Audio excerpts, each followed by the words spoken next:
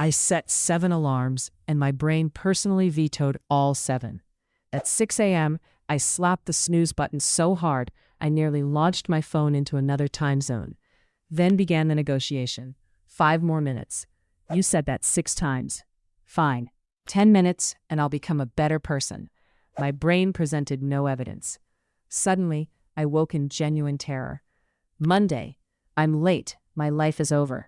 I sat upright, tangled in blankets, while my pillow hit the floor and my foot kicked the wall. Then I checked the date. Saturday. I stared at the clock, betrayed by my own panic. With great dignity, I pulled the blanket over my head and went straight back to sleep out of spite.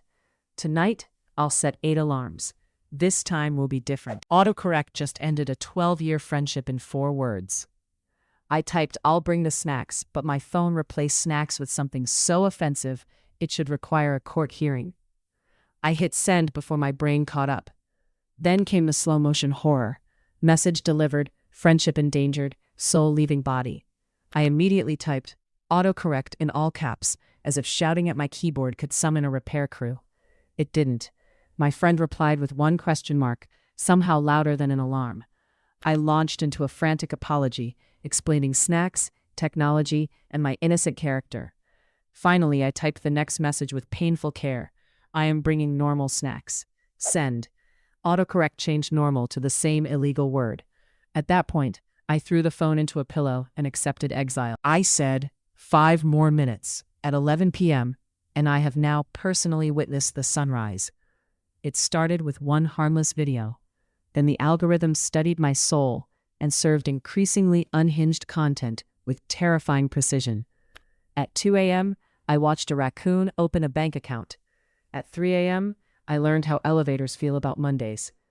By 4 a.m., I was emotionally invested in a stranger's dramatic spoon collection. The clock kept advancing while my brain transformed into a tired cartoon zombie, whispering, "We should stop," then clicking next. Finally, I closed the app in defeat, just as birds began chirping like smug morning supervisors. I crawled into bed, promised to change, and returned the next night at exactly 11 p.m. Naturally, I opened the app again. 5 more minutes. I put 2 socks in the dryer, and only 1 came back. I need to know what happened in there. I checked every pocket, towel, and corner like a crime scene investigator. I questioned the link trap, but it refused to cooperate. After 20 minutes, I accepted defeat and wore mismatched socks to work, pretending it was a bold fashion choice. Months later, I opened a drawer and found a graveyard of single lonely socks, all waiting for partners who would never return. I held a tiny memorial, then moved on. Or so I thought. In the very next load, another sock vanished. The dryer spun innocently while I stared at it, betrayed. Somewhere a sock kingdom is thriving. I have no proof, no suspects, and absolutely no closure. It's a 2-day trip, and I have packed like I am never coming back. 5 outfit changes? Obviously. 3 pairs of just-in-case shoes?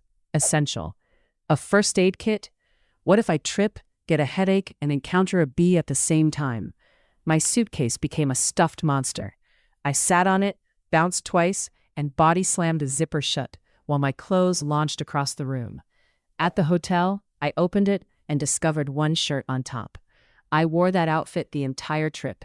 Day 1, day 2, breakfast, dinner, everything.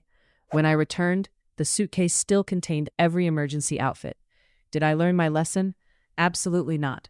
Next weekend, I'm packing 7 outfits, 4 pairs of shoes, and a backup suitcase for the backup suitcase.